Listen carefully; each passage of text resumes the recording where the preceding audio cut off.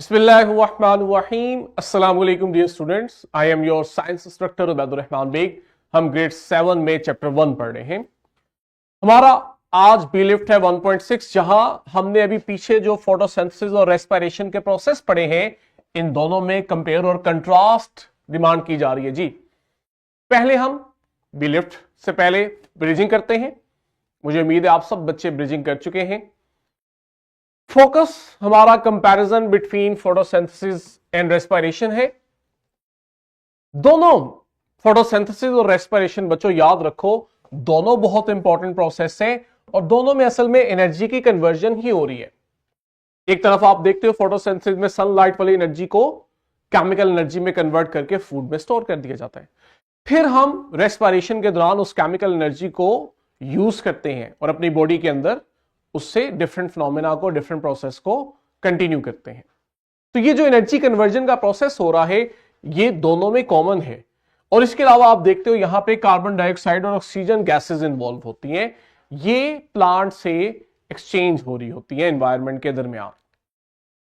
अगर हम डिफरेंसेस की बात करें तो आपके पास डिफरेंसेस में सबसे पहले हम कहते हैं फोटोसिंथेसिस प्लांट में होने वाला वो प्रोसेस है जिसमें वो सनलाइट, कार्बन डाइऑक्साइड और वाटर की मदद से फूड बनाते हैं।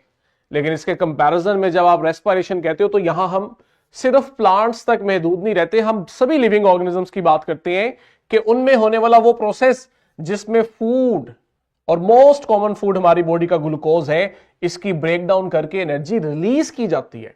अगर आप इक्वेशन देखो, हमने प्रीवियस बी लिफ्ट में भी बात की थी कि तकरीबन एक दूसरे के ऑपोजिट हो जाती हैं। फोटोसिंथेसिस में कार्बन डाइऑक्साइड और वाटर को सनलाइट और क्लोरोफिल की मदद में जब रिएक्ट किया जाता है तो आपके पास मेन फूड ग्लूकोज बनती है और साथ ही ऑक्सीजन। और यहां जब हम आते हैं तो हमारे पास इक्वेशन रिवर्स हो जाती है।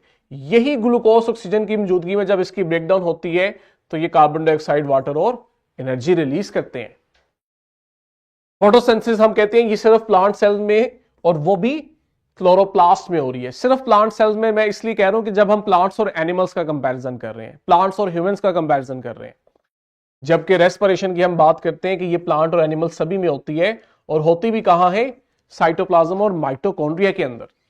लास्ट में फोटोसिंथेसिस में एनर्जी स्टोर होती है, it is energy storing process, और रेस्पिरेशन में एनर्जी रिलीज होती है, it is an energy releasing process. तो इजी था, हमने शुरू में एक कंपैरिजन भी किया, सिमिलैरिटीज भी देख ली और लास्ट पे डिफरेंसेस भी कर लिए।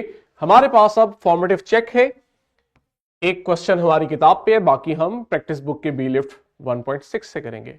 और घर से करने के लिए सेम इसी तरह थ्राइव है प्रैक्टिस बुक पे, बी लिफ्ट 1.6 पे। इजी था, दोनों